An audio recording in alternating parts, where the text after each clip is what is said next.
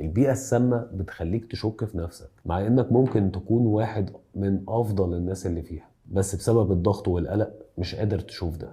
تعمل ايه بقى؟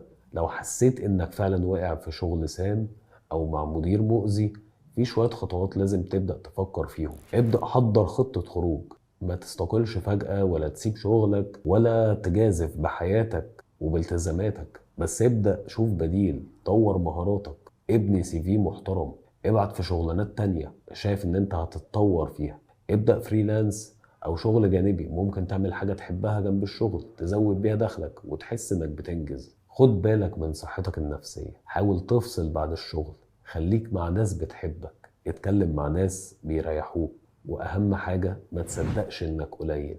البيئة السامة بتخلي انجح واحد يحس ان هو فاشل. انا عارف انك ممكن تكون تعبان ومحبط وحاسس انك تايه، بس اسمعني، انت مش لوحدك، في ناس كتير زيك وكل يوم بيحاولوا يلاقوا طريق للخروج. وانت كمان تقدر، ما تسيبش شغل يكسرك ولا مدير يقلل منك ولا بيئة تسرق منك نفسك وعمرك ووقتك.